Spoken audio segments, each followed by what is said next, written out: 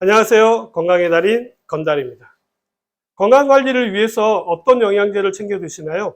요즘은 대부분 비타민을 비롯해서요, 한두 가지 정도는 드시는 것 같더라고요.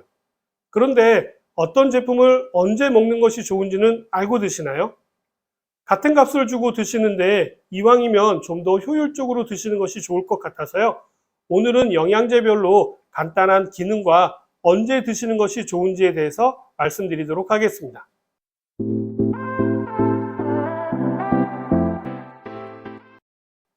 영양제나 건강기능식품 강의를 할 때요, 가장 많이 받는 질문 중에 하나가 언제 먹는 것이냐? 이런 질문을 많이 받습니다. 가장 기본적인 내용으로 말씀드리자면요, 식후에 바로 드시는 것을 권해드립니다. 영양제나 건강기능식품은요, 특별한 기능성 영양성분이 함유된 것이기 때문에요, 음식과 함께 드셨을 때 자연스럽게 음식의 영양소와 함께 흡수가 되기 때문입니다. 건강기능식품을 공복 시에 드실 경우에 위가 안 좋으신 분들은요, 속쓰림에 대한 이야기를 많이들 하시고요, 소화가 안 되는 것 같다라는 이야기를 많이들 하십니다. 그래서 이런 이야기가 나오지 않도록 하기 위해서요, 식후에 드시라고 말씀을 드립니다.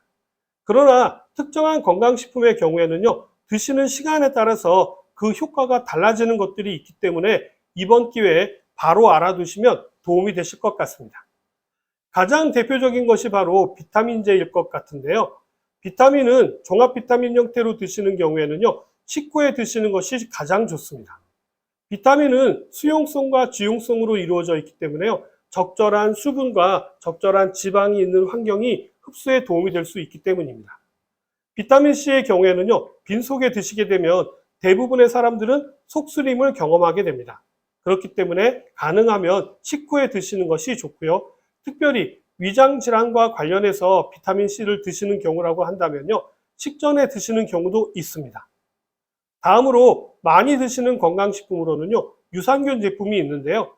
유산균 제품에 대해서도 이러쿵 저러쿵 말이 많은데요. 제가 이번에 정리를 한번 해드리도록 하겠습니다. 유산균 제품 중에요, 코팅이 되어져 있는 유산균 제품이 있습니다. 이런 제품은요, 아무 때나 드셔도 됩니다. 코팅이 되어져 있지 않는 제품의 경우에는요, 최대한 유산균을 장까지 살아갈 수 있는 환경이 되었을 때 드시는 것이 좋은데요. 어떤 분들은 위산이 적은 아침 공복에 먹는 것이 좋다라고 하시는 분도 계시고요. 식후에 먹는 것이 좋다라고 하시는 분들도 계시는데요. 위산만 본다면 위의 위산의 pH가 가장 낮을 때는요, 식후 2시간 정도 지났을 때입니다. 음식물이 위에서 위산과 효소에 의해서 죽처럼 되면은요, pH가 올라가게 되고요. 이렇게 위에 산성 환경이 변화가 생겨야지만이 십이지장으로 음식이 넘어가기 때문입니다. 그렇기 때문에요, 저는 식후 2시간 이후에 드실 것을 추천드립니다. 참고로요, 식후에 바로 드시는 것은 저는 잘 추천드리지 않습니다. 위에서 대부분 죽기 때문이죠. 이런 거 이렇게 크게 신경 쓰지 않으셔도 됩니다.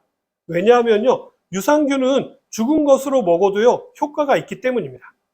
죽은 유산균은요, 장내에 살아있는 유산균의 먹이가 되기 때문에 죽은 채로 먹어도요, 장내 유익균을 증식하는 데는 도움이 되기 때문입니다.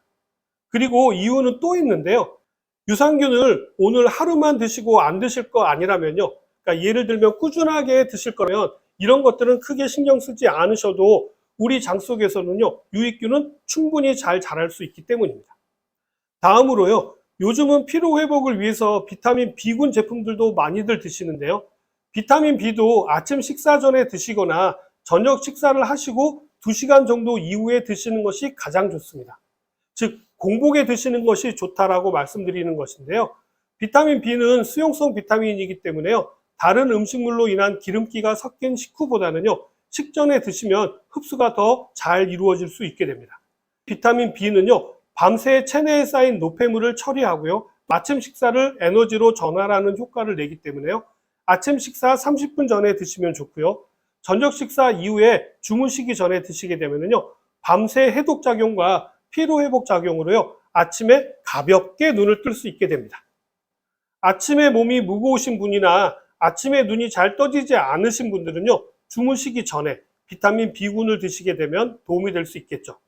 다만 자기 전에 너무 일찍 드시게 되면요, 빠르게 피로가 회복되어서 정작 자야 할 시간에 잠이 오지 않게 되는 경우가 있으니까 저녁에 드실 때는 주무시는 시간을 고려해서 주무시기 30분이나 1시간 정도 전에 드시는 것들을 추천드립니다. 홍삼 제품 드시는 분들도 많으시죠? 요즘은 홍삼 드시는 분들이 많이 줄었다고는 하나 그래도 주변에 드시는 분들이 많이 계시더라고요. 홍삼은 양기가 많은 식품이기 때문에요. 아침에 드실 것들을 추천드립니다. 아침에 양의 기운을 잘 넣어주어야 하루를 활기차게 지낼 수가 있기 때문이죠. 더 드시는 경우라면요. 낮에 드셔도 좋습니다. 오후 4시나 5시쯤에 에너지가 떨어지기 시작할 때 지구력을 발휘할 수 있는 힘이 되기 때문이죠. 다음은 중년분들이 많이 드시는 오메가3입니다. 오메가3는요, 혈액순환에 도움이 된다고 알려져 있어서 많이들 드시고 계시는데요.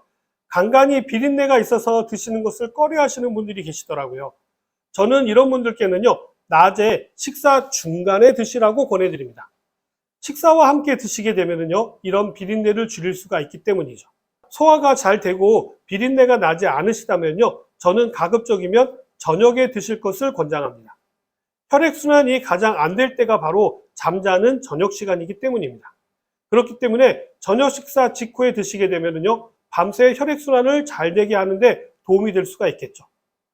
다음은 다이어트를 하시는 분들이 즐겨 드시는 가르시니아 캄보지아인데요. 이 가르시니아 캄보지아 성분은요, 탄수화물이 지방으로 전환되는 것을 막아주고요, 식욕을 억제하는 데 도움이 됩니다. 이러다 보니까 항우울제 약을 복용하시는 분들은 주의가 필요하고요. 혈당을 낮추는 작용도 있기 때문에 당뇨약을 드시는 분이시라면 저혈당을 주의하셔야 합니다. 다이어트용으로 드시는 경우라면요, 식전 30분 전에 미리 드시고 식사를 하시는 것이 가장 효과가 좋습니다. 소화 과정을 통해서 탄수화물이 흡수가 되고 이것이 지방으로 전환이 되기 때문에요, 이것을 블로킹하려면 식사 전에 드시는 것이 도움이 될 수 있는 것이죠. 식이섬유가 풍부한 차전자피의 경우에는요, 식후에 바로 드시면 탄수화물과 지방을 흡착해서요, 흡수되지 못하도록 방해하는 작용을 하게 됩니다. 그렇기 때문에요, 식후에 바로 드시는 것이 좋습니다. 요즘은요, 마그네슘 제품을 드시는 분들도 많이 계시는데요. 마그네슘은요, 근육 이완제로 눈떨림이 있다든지 근육이 뭉치는 것을 예방하고자 스포츠 선수들이 많이들 드시더라고요. 이런 경우라면 저녁 식사 이후이거나 취침 1시간 전쯤에 드시는 것이 좋습니다. 근육 뭉침이 풀어져야만이 편안하게 숙면을 취할 수가 있기 때문입니다. 마그네슘은요, 신경 안정작용도 있어서 숙면에도 도움이 되고요. 마그네슘은 대장에서 수분의 흡수를 저해해가지고요, 변비를 예방하는 데도 도움이 되어서 아침에 화장실을 편안하게 갈 수 있기 때문에 저녁에 드시는 것을 추천드립니다. 오늘 내용도 좀 도움이 되셨나요? 저 건강의 달인 건달은요, 다양하면서도 정확한 정보를 전달해 드리기 위해서 더 열심히 노력하도록 하겠습니다. 감사합니다.